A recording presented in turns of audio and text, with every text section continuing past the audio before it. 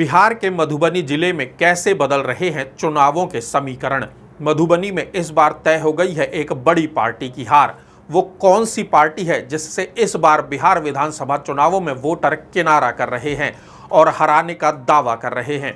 एक पार्टी है जो बिहार विधानसभा चुनावों से पहले ही इन चुनावों में सबसे बड़ी जीत दर्ज करती हुई नजर आ रही है। नमस्कार, मैं हूं हरीश सारस्वत। बिहार के चुनाव जातीय समीकरण पर होते रहे हैं, लेकिन इस बार जनता जातीय समीकरणों से अलग हटकर वोट देने का मन बना रही है। जनता की राय क्या है, ये जानने के लिए हम मधुबनी जिले में रहने वाले लोगों से बात करने पहुंचे। हमारी टीम ने मधुबनी के 2000 से ज्यादा लोगों को फोन किया और उनसे एक सवाल पूछा। वो सवाल सीधा और सपाट था। ग्रीन स्क्रीन ने लोगों से पूछा कि बिहार चुनाव में किस पार्टी को वोट देंगे।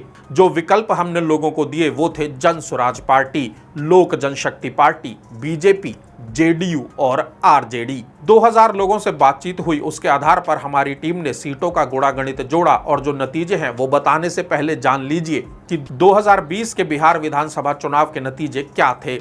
मधुबनी में 10 विधानसभा सीटें हैं। 2020 के चुनाव में इन 10 सीट में से 8 पर एनडीए को जीत मिली थी। एनडीए के खाते में जो सीटें गई उनमें से 4 सीट पर आरजेडी दूसरे नंबर पर रही थी, जबकि 2 सीट पर दूसरे नंबर पर कांग्रेस थी। अब बात करते हैं 2025 में जनता का मूड क्या है, किसे जनता वोट करने का मन बना रही है। सबसे पहले बात करते हैं लौकहा विधानसभा सीट की। इस सीट पर 2020 में आरजेडी के भरत भूषण मंडल को जीत मिली थी।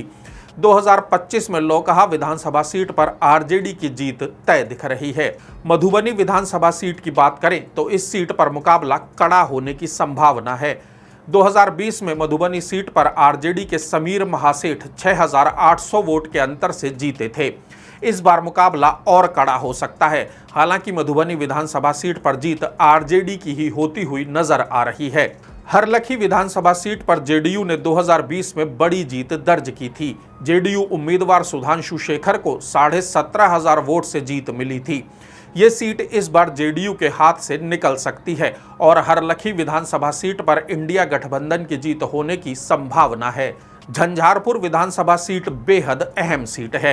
अभी इस सीट पर बीजेपी के नीतीश मिश्रा विधायक हैं, जो 2020 में करीब 42,000 वोट से जीतकर विधानसभा पहुंचे थे।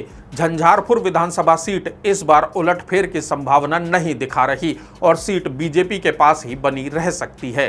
बेनीपट्टी विधानसभा सीट से बीजेपी के विनोद नारायण झा विधायक हैं। कांग्रेस की भावना झा 2020 में 32,500 वोट के बड़े अंतर से हार गई थी। 2025 के चुनावों में बेनीपट्टी विधानसभा सीट बीजेपी के पास ही रह सकती है। खजौली विधानसभा सीट एक अहम सीट है। इस सीट पर 2020 के चुनावों में आरजेडी दूसरे नंबर पर थी और बीजेपी के अरुण शंकर प्रसाद जीत गए थे। माना जा रहा है कि खजौली सीट पर फिर बीजेपी की ही जीत होगी। मधुबनी जिले की फूलपारस विधानसभा सीट जेडीयू के कब्जे में है। 2010 से ही ये सीट जेडीयू के पास है, लेकिन इस बार सीट पर समीकरण बदलते हुए दिख रहे हैं। एसआईआर और वोट चोरी के आरोपों के साथ ही नीतीश कुमार के खिलाफ 20 साल का एंटी इनकम्बेंसी फैक्टर भी है और फूलपारस विधानसभा सीट 2025 के चुनावों में आरजेडी के हाथ में जा सकती है। राजनगर विधानसभा सीट मधुबनी की एकमात्र सुरक्षित सीट है।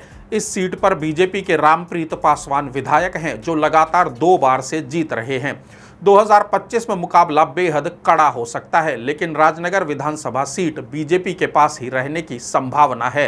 हालांकि इस बार रामप्रीत पासवान की जगह बीजेपी किसी दूसरे नेता को टिकट दे सकती है। बिस्फी विधानसभा सीट 2020 में आरजेडी से बीजेपी ने छीन ली थी।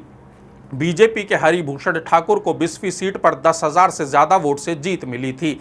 इस बार भी बिस्फी सीट पर मुकाबला कड़ा हो सकता है और बिस्फी विधानसभा सीट आरजेडी जीत सकती है। यदि आप लोगों को हमारे वीडियोस पसंद आ रहे हैं तो ग्रीन स्क्रीन चैनल को सब्सक्राइब करें, हमारे वीडियोस को लाइक करें और वीडियोस को अपने दोस्तों के साथ शेयर करें।